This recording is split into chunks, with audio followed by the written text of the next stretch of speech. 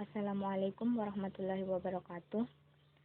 Perkenalkan, saya Hafsah Halim dari kelompok 9 akan menjelaskan tentang teorema 7.22 sampai teorema 7.24. Teorema 7.22. Persamaan linier Diopantus A aksen X ditambah B aksen Y sama dengan C aksen yang diperoleh dari AX ditambah BY sama dengan C dengan A aksen sama dengan A dibagi FTB dari A dan B aksen sama dengan B dibagi FTB dari A dan B, dan C aksen sama dengan C dibagi FTB dari A dan B. Mempunyai suatu penyelesaian X sama dengan R dan Y sama dengan S, dan himpunan semua penyelesaian dari AX ditambah BY sama dengan C adalah X, Y, di mana X sama dengan R ditambah B aksen T, Y sama dengan S dikurang A aksen T, dan T bilangan bulat. Maksud dari teorema 7.22 ini adalah jika ada persamaan AX ditambah BY sama dengan C, maka kita dapat mencari FTB dari A dan B. Setelah itu kita menentukan A aksen, B aksen, dan C aksen. Persamaan AX ditambah BY sama dengan C ini dapat kita ubah menjadi persamaan A aksen X ditambah B aksen Y sama dengan C aksen. Jadi, dapat dikatakan bahwa persamaan AX ditambah BY sama dengan C merupakan kelipatan dari persamaan A aksen X ditambah B aksen Y sama dengan C aksen. Persamaan linier Diopantus memiliki dua kemungkinan penyelesaian, yaitu yang pertama tidak memiliki penyelesaian dan memiliki penyelesaian. Tidak memiliki penyelesaian jika C tidak habis dibagi oleh A dan FTB dari A dan B. Namun jika C habis dibagi oleh FTB dari A dan B, maka persamaan tersebut memiliki penyelesaian. Teorema 7.23.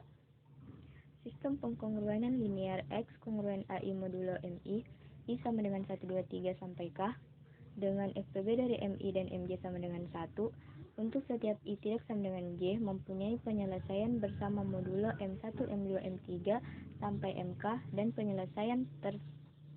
penyelesaian bersama itu tunggal. Teorema 7.24.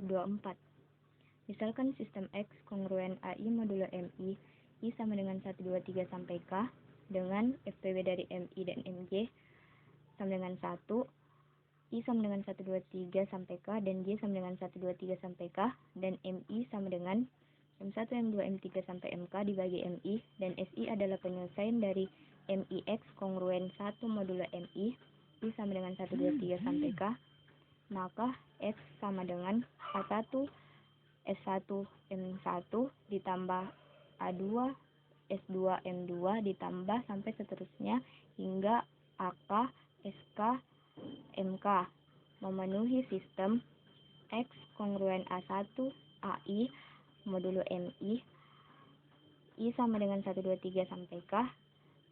Dengan demikian penyelesaian bersama dari sistem X kongruen AI modulo MI I sama dengan 123 sampai K adalah penyelesaian dari X kongruen S modulo M1, M2, M3 sampai MK.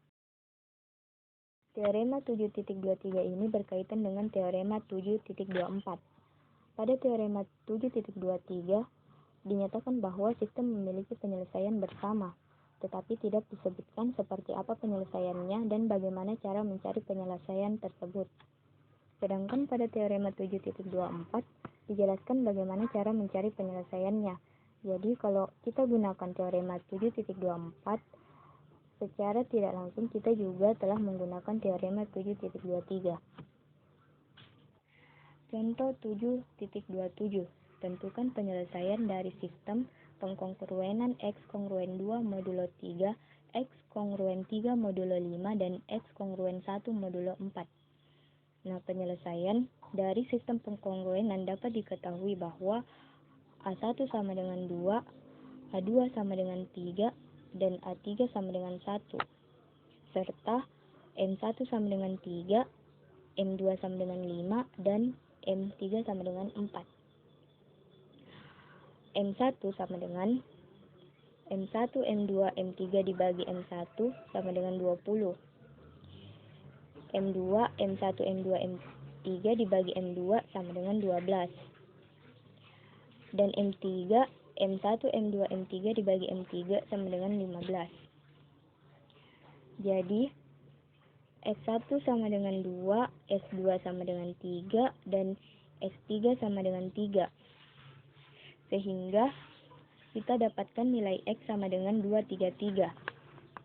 Dengan demikian, sistem pengkongruenan dapat dinyatakan sebagai X kongruen S modulo M1, M2, M3 atau X kongruen 233 modulo 60 atau X kongruen 13 modulo 60. Sekian dari saya. Wassalamualaikum warahmatullahi wabarakatuh.